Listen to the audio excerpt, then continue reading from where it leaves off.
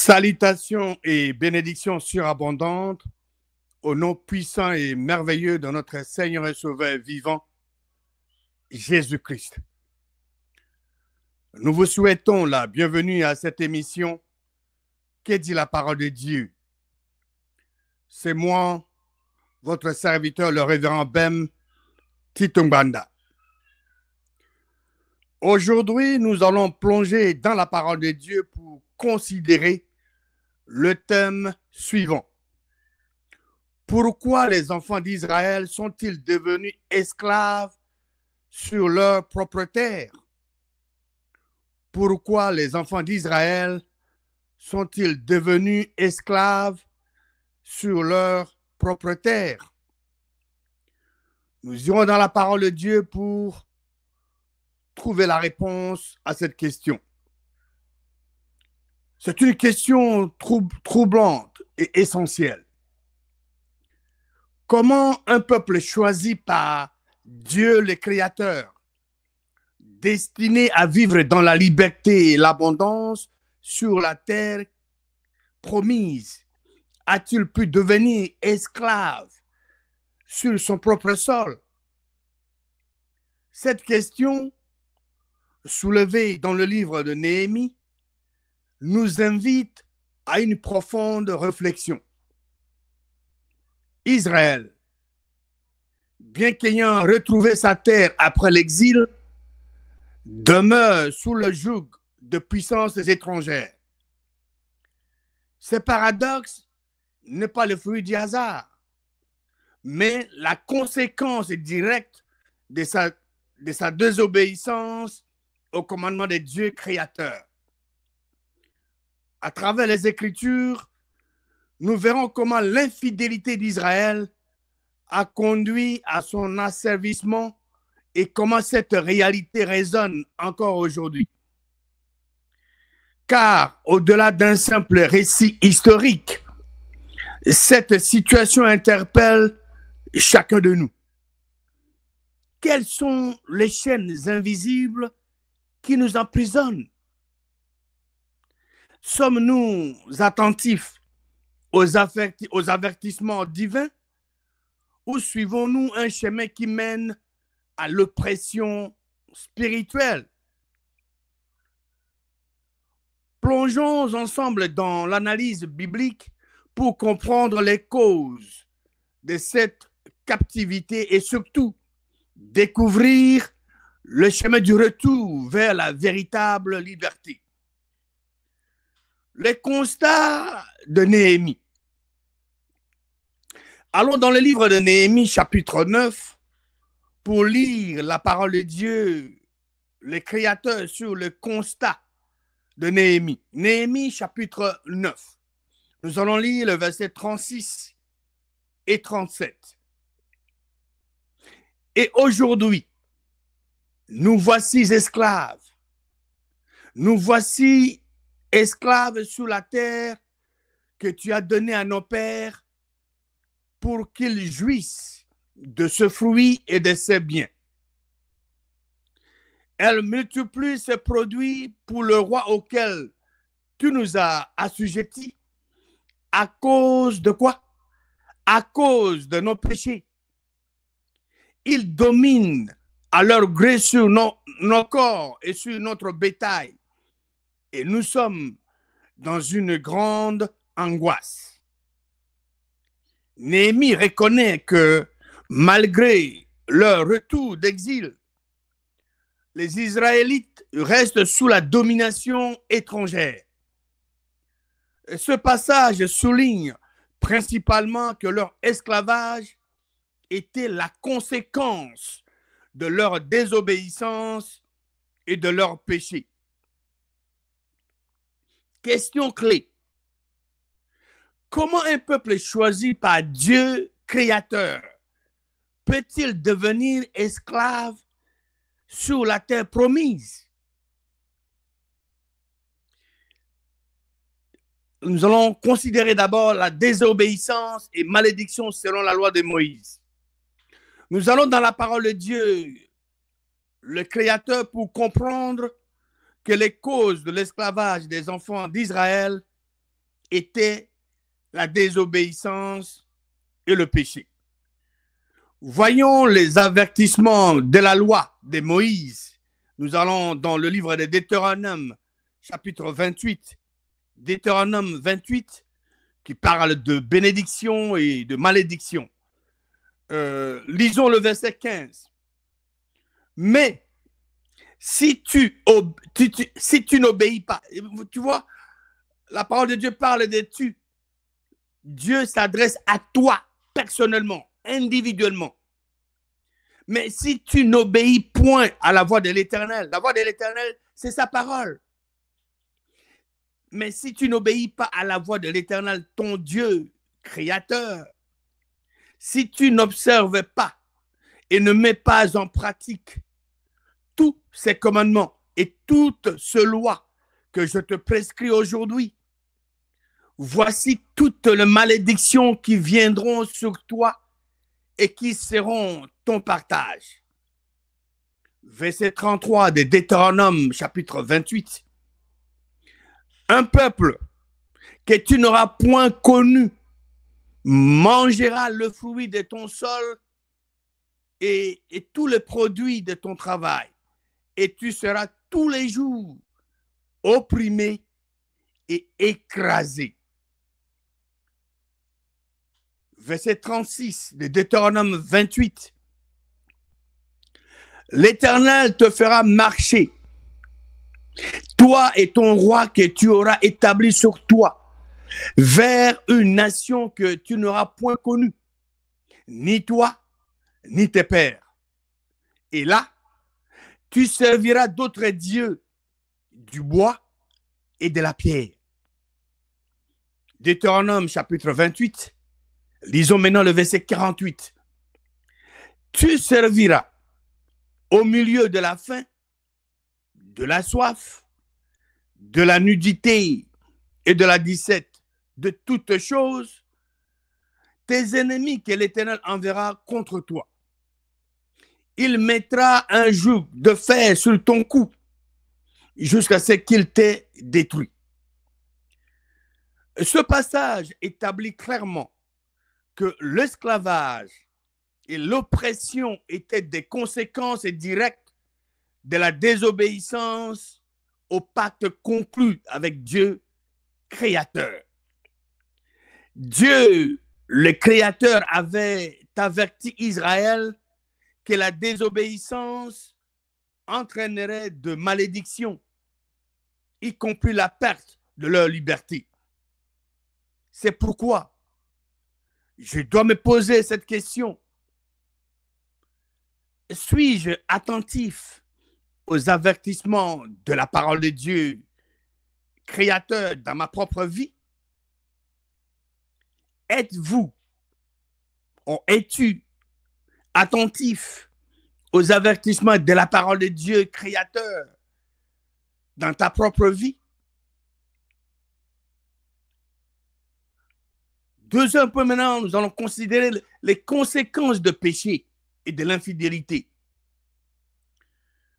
Je parle de l'infidélité spirituelle qui est le péché de l'idolâtrie.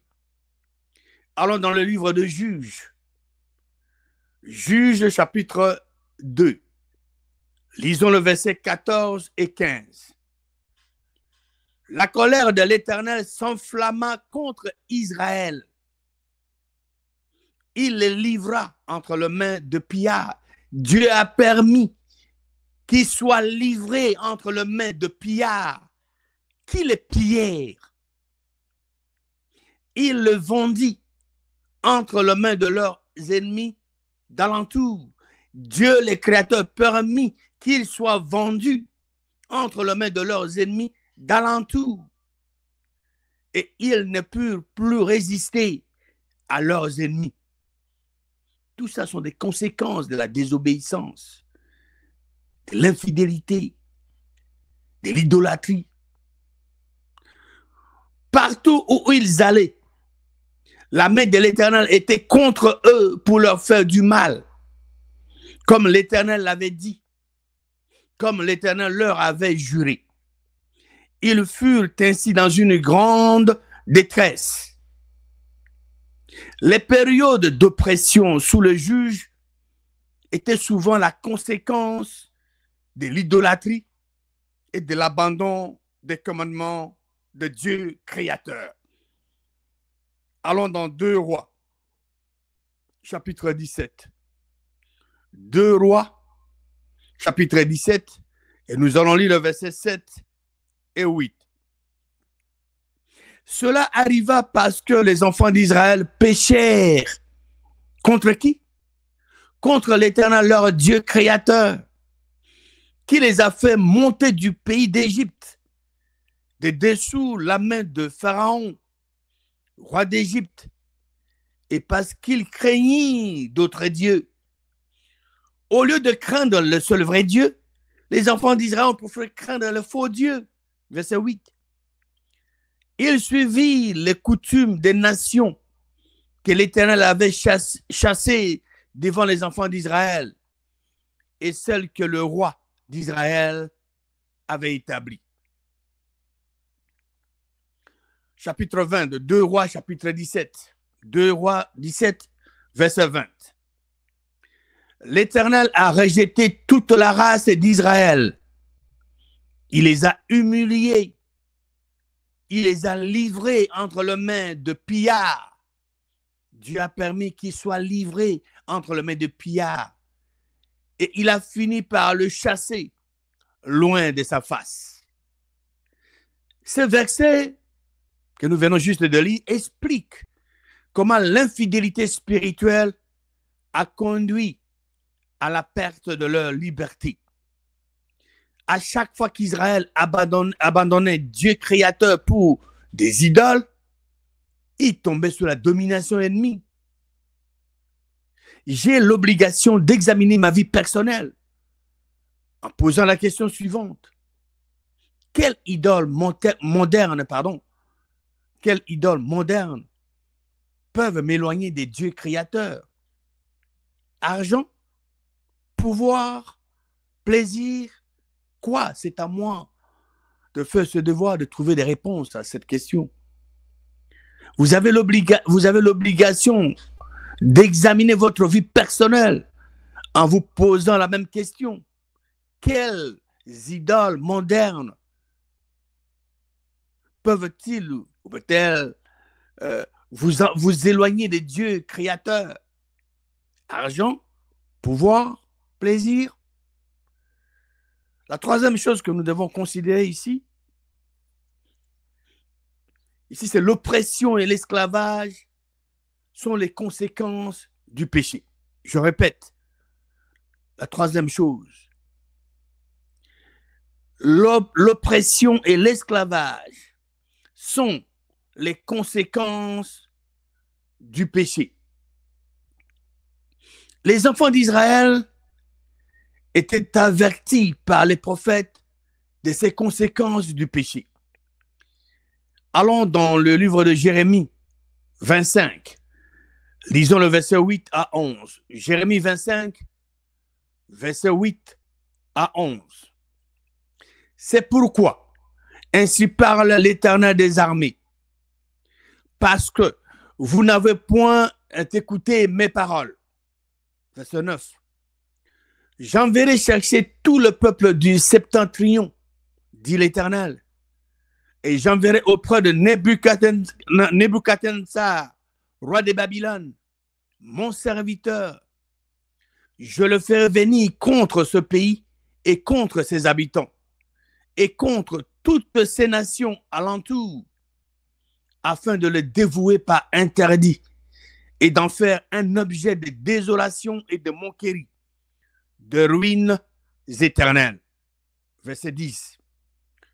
Je ferai cesser parmi eux les cris de réjouissance et les cris d'allégresse, les chants du fiancé et les chants de la fiancée, le bruit de la meule et la lumière de la lampe.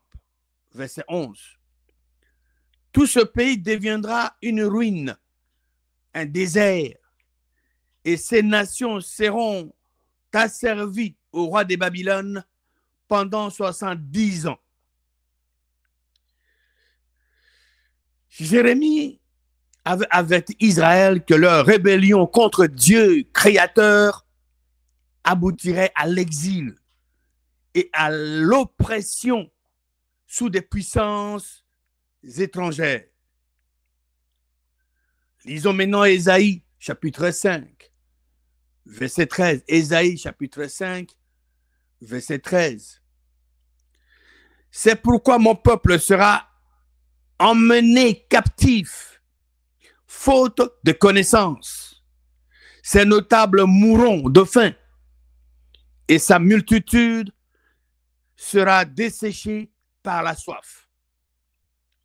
Ce verset souligne que l'ignorance spirituelle et le rejet de la sagesse divine mènent à l'asservissement. Cet esclavage n'était pas seulement physique, mais aussi spirituel et économique. Après avoir lu ces écritures, je dois me poser la question suivante. Y a-t-il des domaines de ma vie où je ressens l'oppression à cause de choix contraires à la volonté de Dieu créateur? Vous vous posez la même question. Y a-t-il des domaines de votre vie où vous ressentez l'oppression à cause de choix contraires à la volonté de Dieu créateur? La quatrième chose que nous devons considérer ici, la voie du retour. La grâce divine, reconnaissance des fautes et appel à la repentance. Je reprends la quatrième chose que nous allons considérer. La voie du retour. La grâce divine, reconnaissance des fautes et appel à la repentance. Allons dans le livre de Daniel, chapitre 9. Daniel, chapitre 9. Et nous allons lire le verset 5 à 7. Nous avons péché. Nous avons commis l'iniquité. Nous avons été méchants et rebelles. Nous nous sommes détournés de tes commandements et de tes ordonnances. Nous n'avons pas écouté tes serviteurs, les prophètes, qui ont parlé en ton nom à nos rois, à nos chefs, à nos pères et à tout le peuple du pays. À toi, Seigneur, est la justice, et à nous, la confusion de face, comme cela paraît aujourd'hui. Néhémie, allons dans le livre de Néhémie. Néhémie, chapitre 9. Néhémie, chapitre 9. Et nous allons lire le verset 2 à 3. Ceux qui étaient de la race d'Israël, s'étant séparés de tous les étrangers, se présentèrent et confessèrent leurs péchés et les iniquités de leur père. Verset 3. Lorsqu'il fut placé, on lut dans les livres de la loi de l'Éternel, leur Dieu créateur, pendant un quart de la journée, et pendant un autre quart, ils confessèrent leurs péchés et se prosternaient devant l'Éternel, leur Dieu créateur. Comme Néhémie, Daniel reconnaît que l'esclavage est la conséquence directe des péchés du peuple. Néhémie et Daniel montrent que la première étape à la voie de retour en harmonie avec le Père céleste est la confession sincère, la confession de leurs péchés. Pour l'application de ces récits, je me pose la question suivante. Est-ce que je prends le temps de m'examiner spirituellement et de confesser mes manquements ou mes fautes à Dieu, le Créateur? Allons dans 1 Jean, chapitre 1. 1 Jean, chapitre 1, et lisons le verset 8 et 9. Verset 8. Si nous disons que nous n'avons pas de péché, nous nous séduisons nous-mêmes et la vérité n'est point en nous. Donc, Comme certaines personnes disent, moi je n'ai jamais péché. Si nous disons que nous n'avons pas de péché, communion rompue, c'est ça. Le péché, c'est marcher contrairement à la volonté de Dieu. Si nous disons que nous n'avons jamais marché contrairement à la volonté de Dieu, nous nous séduisons nous-mêmes. Et la vérité n'est point en nous. La vérité, c'est quoi? La vérité, c'est la parole de Dieu. Verset 9. Si nous confessons nos péchés, nos communions rompues, donc Dieu est fidèle et juste pour nous les pardonner et pour nous purifier de toute iniquité. Proverbes, allons dans le livre des Proverbes, chapitre 28, et lisons le verset 13. C'est lui qui cache, celui-ci, c'est n'importe qui. C'est lui qui cache ses transgressions. Transgressions sont des péchés, communion rompue. Celui qui cache ses transgressions, celui qui cache ce péché ne prospère point. Mais celui qui les avoue et les délaisse obtient quoi? Obtient miséricorde. C'est simple. Vous avez marché contrairement à la volonté de votre Père.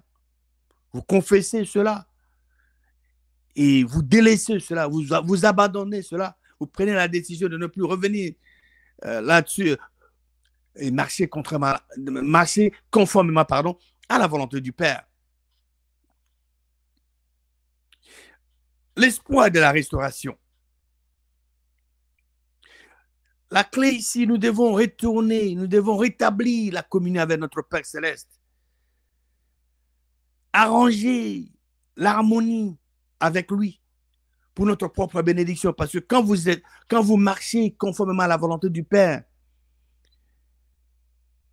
donc vous entrez dans les bénédictions de l'Éternel.